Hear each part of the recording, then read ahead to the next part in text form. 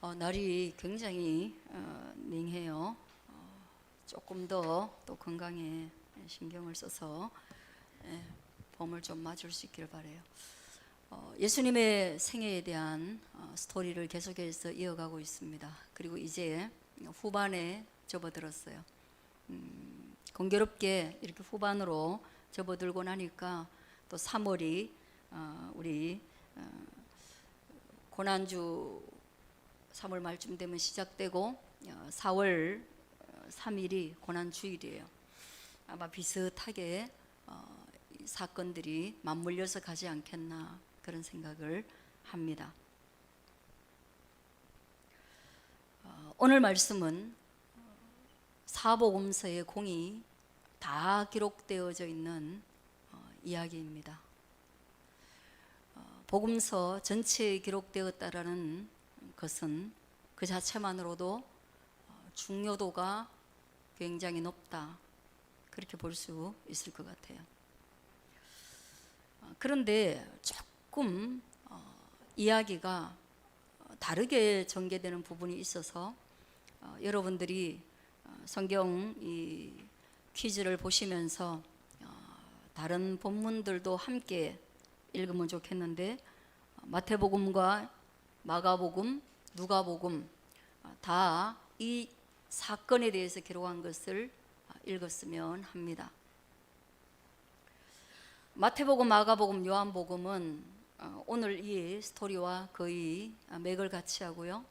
누가복음이 조금 맥을 달리 하는데, 다른 맥이 있다면 그 향유를 부은 여인이 다른 여인 같아요.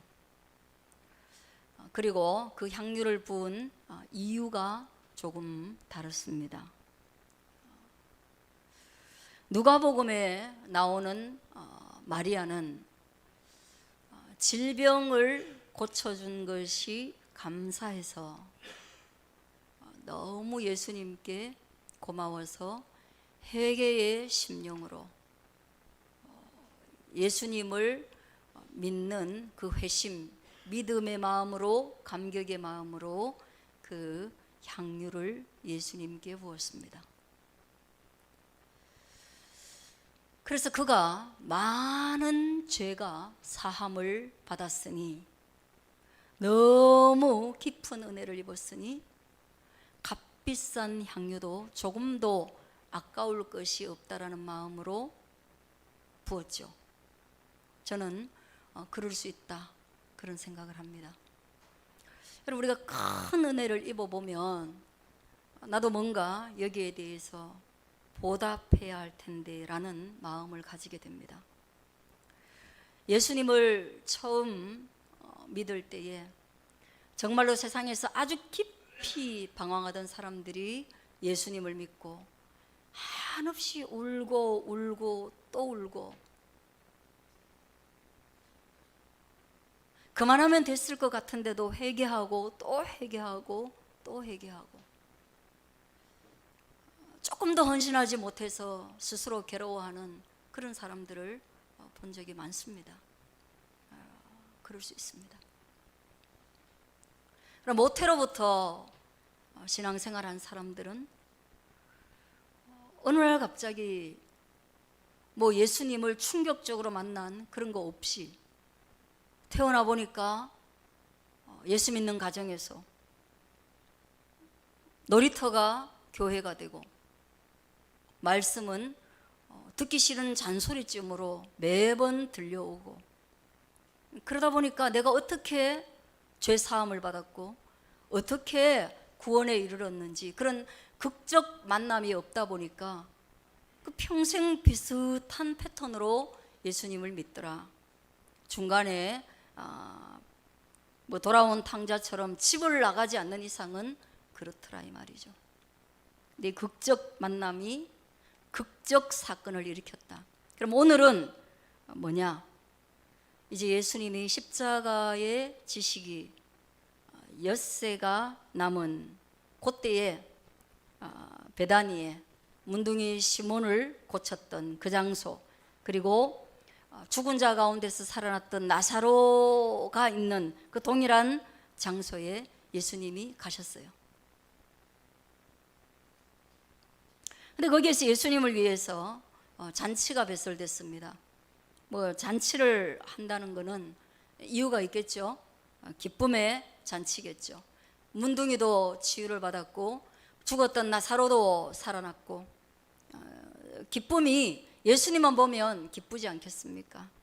감격스럽지 않겠습니까? 그래서 잔치가 배설되었는데, 그때 이 잔치에 마르다는 열심히 일을 하고 있네요. 다른 성경에도 보면 이 마르다는 예수님이 집에 오시거나 예수님이 계신 곳에서 열심히 일하는 사람으로 자주 등장해요. 그러나 다른 본문에 보면 이 마르다의 자매인 마리아가 등장하죠. 마리아는 희한하게도 예수님이 오시면 예수님을 육체적으로 공개하는 그것보다 더 중요하게 예수님이 말씀하시는 그 설교를 듣는 일에 주목했다. 마르다는 그게 너무 불평스러워서 예수님께 어느 날, 예수님, 그 예수님 발 아래 있는 마리아도 이 손이 부족한데 저를 좀 도우라고 말해주세요. 예수님 뭐라 그래요? 됐다. 하나로 충분하다. 너는 일함으로 섬김으로 충분하고 마리아는 말씀 듣는 것으로 충분하다. 서로 좋은 것을 선택했으니 됐다. 개입하지 않습니다. 마르다의 원망에 개입해서 사건을 좀 조정해 줄 것 같은데 조정하지 않습니다. 그렇게 마르다가 일하고 있고 나사로는 죽었다가 살아나서 예수와 함께 앉은 자들 무리 속에 같이 있었습니다. 그런데 이런 상황에서 잔치하는 상황, 예수님의 말씀을 듣고 있는 상황, 그리고 사람들은 분주한 상황, 이런 상황에서 마리아가 지극히 비싼 향유를 한 근을 가져다가, 뒷부분에 보니까 이 한 근이 300데나리온에 이르는 아주 값비싼 것이었다. 한 데나리온이 노동자 한 사람의 일일 품삯으로 친다면 365일로 한 사람은 거의 1년 조금 못 되는 한 10달치 거의 연봉에 해당하는 그런 값비싼 향유를 예수의 발에 붓고 자기의 머리털로 그의 발을 닦았다. 이런 이상한 행동을 했단 말이죠. 그리고 향유 냄새가 온 집에 가득하게 되니 누구라도 북적거려서 이 장면을 보지 못한 사람들이라도 이게 무슨 냄새야? 이 좋은 향내가 이 집에 진동을 하니 얼마나 많은 향유가 쏟아졌기에 이 집 전체에 향이 진동하노 하고 이 사건을 다 알지 않았겠습니까? 한번 깊이 보이지 않는 부분을 추측해 봅니다. 보이지 않는 부분을 추측해 봐요. 막달라 마리아처럼 질병을 고침받고 죄를 사함받은 그런 이유에서 부은 거 아니죠. 의도적으로 유월절 엿새 전에 예수님 앞에 이런 일을 했고 예수님이 뒤에 보면 그가 나의 장례를 준비했다고 하니 어쩌면 마리아는 예수님의 말씀에 대한 그 본질을 깨달은 존재가 아닌가 그런 생각을 합니다. 왜 잔치하는 무리와는 다르게 즐거워하는 무리와는 다르게 마리아는 슬퍼했을까? 슬프지 않았다면 장례를 준비하지 않았을 것이다. 잔치집 분위기와는 다른 행동을 했다는 거죠.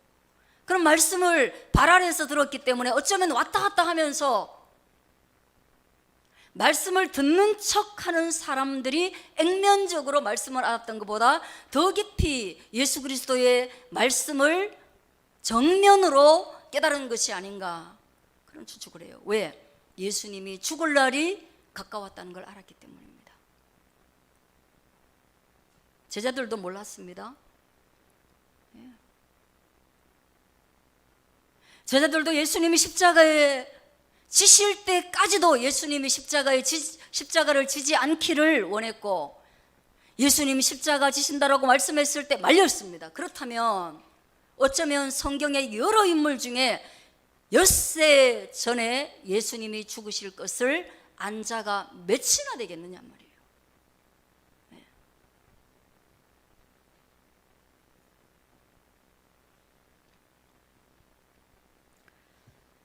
그래서 저는 오늘 우리가 예수님의 말씀을 발 아래에서 아주 무거운 마음으로 정중하게 예수님이 과연 이 세대에 나에게 무엇라고 말씀하시는지를 깨달아 알 수 있게 되어지길 바랍니다.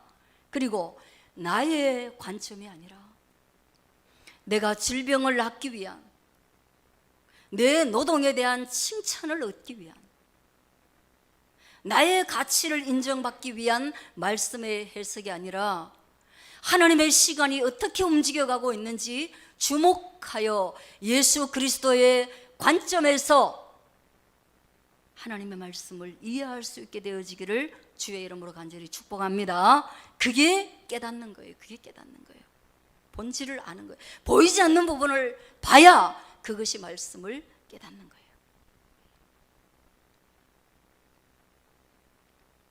그리고 또 하나, 그 깨달음이 있다면 이제 가룟 유다와 같은 말을 우리가 삼가해야 되지 않겠느냐.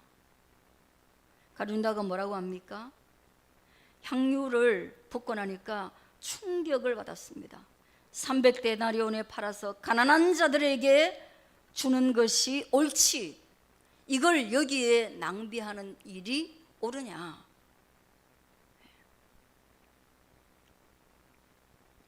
예수님께 관심이 있는 자와 교회에 있지만 예수님 아닌 것에 관심이 있는 자는 어느 한 행동에 대한 해석이 완전히 다릅니다. 마리아는 예수님께 관심이 있었기 때문에 물질적 가치를 넘어서 예수 그리스도께서 십자가를 지시는 시간이 하나하나 우리에게 다가오고 있다라는 그 마음으로 예수님께 향유를 부을 수 있었지만, 가룟 유다는 돈에 관심이 있었기 때문에 빨리 계산해서 300데나리온, 그리고 그 돈이 어디에 쓰여야 되느냐, 가난한 자들을 위하여 써야 되지 않겠느냐라고 비방을 하는데요, 원망을 하는데요. 그런데 문제는 뭐예요? 진짜로 가난한 자를 위한 말이었나? 그건 아니었다는 거예요.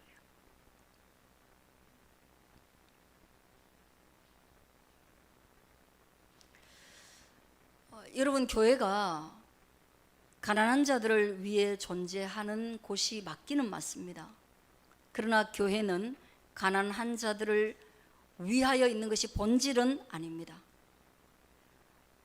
빌립보서 4장에 보면 사도 바울이 내가 돈이나 후원을 받으려고 여러분을 칭찬하는 것이 아닙니다. 오히려 여러분의 영적인 성장의 증거들이 이웃에 대한 관대한 물질적 후원으로 열매로 나타나기를 바라는 마음입니다. 물질이 있는 곳에 마음이 있습니다. 이렇게 말하고 있어요. 돈을 어떻게 쓰는가를 바라보면 그 사람의 영적인 성장의 상태를 볼 수 있다. 그 바울이 말하고 있습니다. 그 돈을 자기만을 위해서 쓴다는 것보다 이웃을 위해서 만일 돈을 쓴다면 그는 영적으로 성장한 것이다. 왜냐? 성경에서 끊임없이 고아와 과부를 돌보라고 말씀하고 있기 때문입니다. 예, 그래요.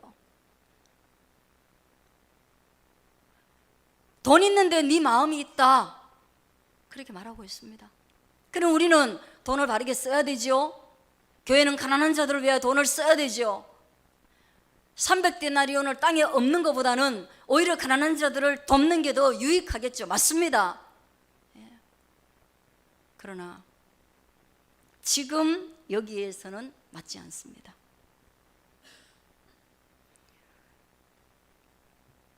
가난한 자들은 너희를 떠나지 않고 늘 항상 언제나 역사 속에서 너희 곁에 한없이 존재하고 있다.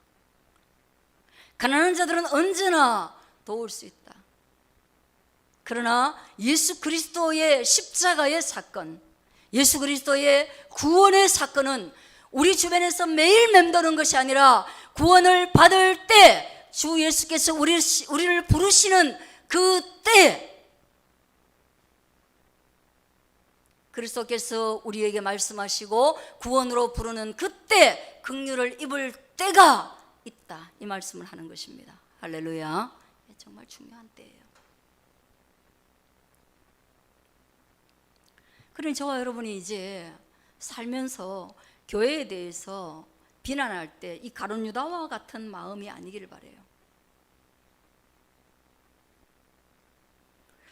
청년 때 저희가 교회를 웅장하게 짓거나 교회 첨탑을 막 올리거나 그 다음에 또 교회가 한국 땅에 숫자가 너무 많아가지고 무슨 인천공항에 내리면 밤에 내리면 온통 붉은 네온 사인이 가득하다, 교회 너무 많다, 교회가 슈퍼마켓이가, 그런 이야기를 많이 했어요. 교회가 파이프 오르간 같은 거를 뭐 설비해 놓고 또 교회가 그 내부 시설이 너무 고급스럽고 교회가 무슨 마이크 시설이 화려하고 그러면 거기에 대해서 막 의로운 젊은이들이 교회를 비난하고 비판을 넘어서 비방하고 그리고 교회 바깥에서보다 교회 안에서 더 많이 목회자를 흉받습니다. 그러면서 차라리 그것을 가난한 자들을 위해서 구제에 사용하는 것이 옳다라고 했습니다. 어쩌면 그때 저도 젊었기 때문에 그때 그 동참했는지도 몰라요. 그런 말을 저도 많이 한 것 같습니다. 그런데 세월이 지나서 우리 자신을 돌아보면 그 마음이 어디에서 왔는가가 굉장히 중요해요. 이렇게 말하는 동기가 어디 있냐? 정말로 가난한 자들을 생각하는 마음으로 그랬느냐? 그랬다면 어쩌면 가룟 유다는 돈통에 손을 대서 훔쳐가는 존재가 아니라 자기의 자산을 풀어서 가난한 자들을 도왔겠죠. 그러나 자기의 돈은 1원도 가난한 자들을 내어주지 않으면서 교회에 대해서, 교인들에 대해서, 물질 사용에 대해서 그토록 타이트하고 비방한다면 그 동기가 과연 선량한 것인가, 말씀에 근거한 것인가 한번 돌아볼 수 있어야 합니다. 여러분은 어떠세요? 가난한 자들이 눈에 밟힙니까? 가난한 자들을 바라보면서 내가 저 사람에게 돈을 주어도 저 사람의 삼시세끼 양식에 사용되지 않고 저 뒤에 누군가 조폭이 개입되어 있다더라, 그런 마음으로 동전 100원이나 1000원을 내는 것도 어렵습니까?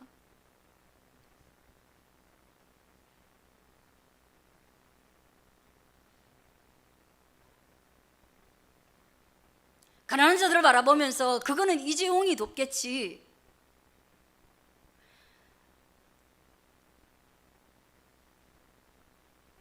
그거는 글로리에서 송혜교가 떴으니까 돈 많이 벌면 그 사람이 돕겠지, 그렇게 해서 그들의 몫으로 남겨놓습니까? 여러분은요?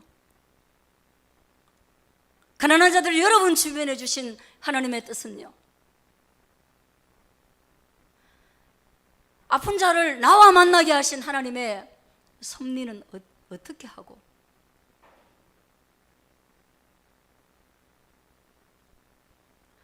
아니면 물질이 지금은 내가 너무 없으니 주님, 물질로 내 마음을 표현할 수 있는 길이 없으나 제가 몸밖에 드릴 것 없어 이 몸 드립니다.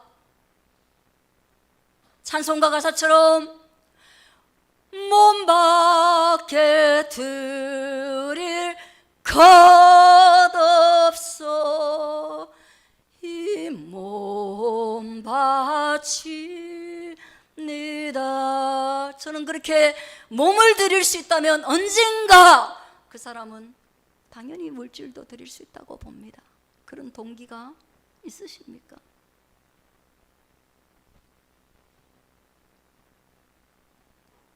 한번 생각해 볼 수 있게 되어지기를 바랍니다. 여러분, 인권이 어떻게 하나님 위에 갈 수 있습니까? 사람이 그토록 소중하고 십자가를 외면한다면 그것이 바로 우리 세대의 가장 위험한 마지막 사단의 모습, 우상 숭배가 아닐까?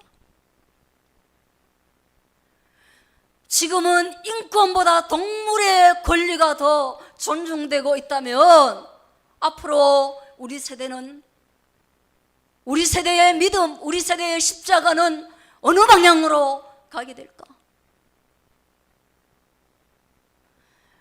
십자가와 생명 구원을 위하여서 내 물질을 사용하기 이토록 어려운 세대, 가난한 이웃에 대한 동정과 짐승에 대한 동정이 넘쳐나는 세대로 바뀌어 간다면 이 세대를 향하여서 주님이 뭐라고 하실까? 장례식이 왔으나 곡을 하여도 함께 울어주지 않는 세대, 피리를 불어도 춤추지 않는 시대가 왔다라고 성경에서와 같이 말하지 않을까? 십자가에서 주님께서 엘리 엘리 라마 사박다니, 나의 하나님이여 나의 하나님이여 어찌하여 나를 버리셨나이까 라고 말할 때 하나님은 예수 그리스도를 버리지 않고 3일 만에 부활하게 하셨으나 인류는 예수 그리스도를 외면하는 그런 현장이 되지 않을까 말이에요. 뭐가 중요한데요? 뭐가 중요한데요?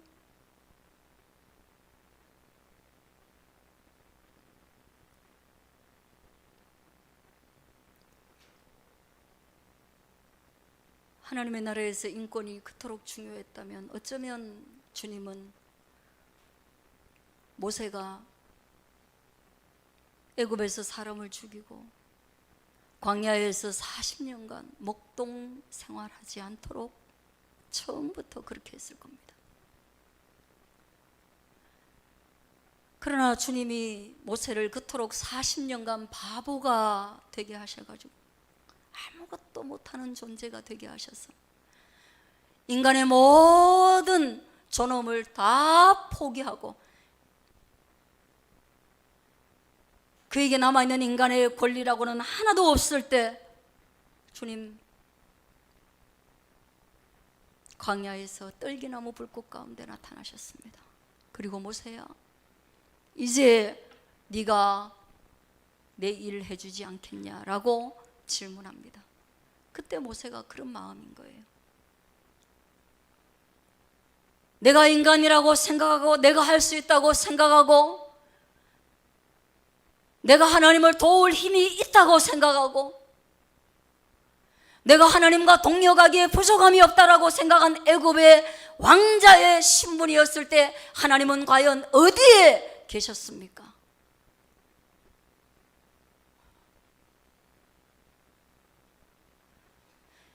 내가 인간이 인간으로서의 모습을 갖추고 있을 때 주님은 어디에 계셨습니까? 그러나 나는 지금 사람 같지 않은 모습으로, 희망 없는 자의 모습으로 주님이 나에게 어떤 일을 맡겨도 다 퇴화하고 아무것도 남아있지 않은 그런 자의 모습으로 어눌한 말 주변으로 아무것도 할 수 없는, 지금 나타나서 내게 뭔가를 하라고 말씀하시니 주님 앞에 나는 누구입니까?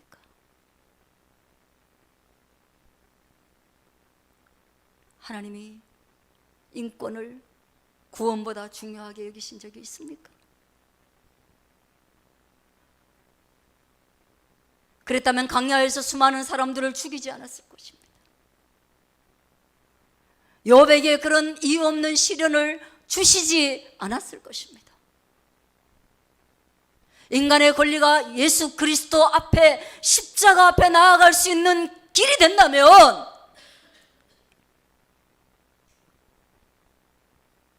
가난한 자를 도왔을 때 그가 십자가 앞으로 돌아올 수 있는 길을 열어주는 그런 능력이 있다면 어쩌면 주님도 그 말씀하셨을 겁니다. 그러나 가난한 자들은 결코 그 300데나리온의 물질을 인하여서 한 사람도 주님께로 돌아올 수 없고, 다음에는 500데나리온을 요구할 것이고, 다음에는 1000데나리온을 요구할 것이고, 나를 시작할 때 살려준 네가 청년기에도 장년기에도 노년기에도 도와줘야 되지 않겠느냐. 네가 처음에 도와주는 바람에 내가 자생력을 잃어버렸으니 네가 내 인생 끝까지 책임져야 되지 않겠느냐.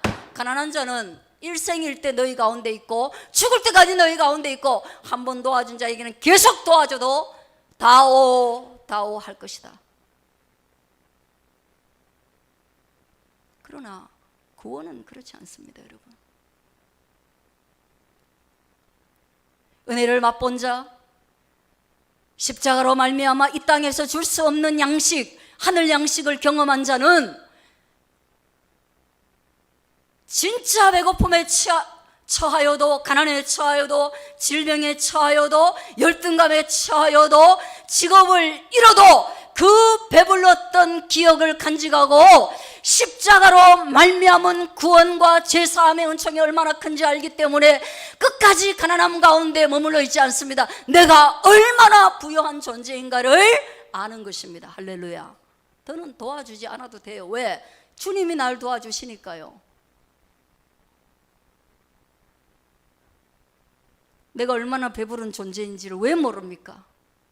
내가 얼마나 가진 존재인지를 왜 모릅니까, 여러분? 마리아가 얼마나 부유한 존재, 얼마나 가진 존재, 얼마나 기막힌 인생이 되었다는 것을 알았기 때문에 그가 얼마나 부자였겠습니까? 부자 아니었어요. 그런데도 불구하고 그런 향유를 주님께 드릴 수 있었던 것은 십자가의 구원의 은혜에 대한 영광의 가치를 이 땅 가운데 이미 알았기 때문입니다. 믿으시기를 축원합니다. 그거 모르니까 자꾸 헤매는 거예요. 그거 모르니까 더 나은 게 없나 싶어서 자꾸 세상에 기웃거리는 거예요. 그거 모르니까 실업자가 되는 순간 죽고 싶은 거예요. 부끄러워서 집 밖에 못 나가는 거예요. 그거 모르니까 연봉 따져가지고 열등감이 생기는 거예요. 그거 모르니까 여러분 자동차 뭐 타는지가 그렇게 중요한 거예요. 무엇이 중요한디? 구원이 중요한 것입니다. 내 손에 든 모든 것을 놓아버려도 결코 가난해질 수 없는 구원이 중요한 것입니다. 그리고 그 구원은 어떤 가난한 자도 부유하게 할 수 있는 이 땅의 유일한 보석입니다. 기도하겠습니다.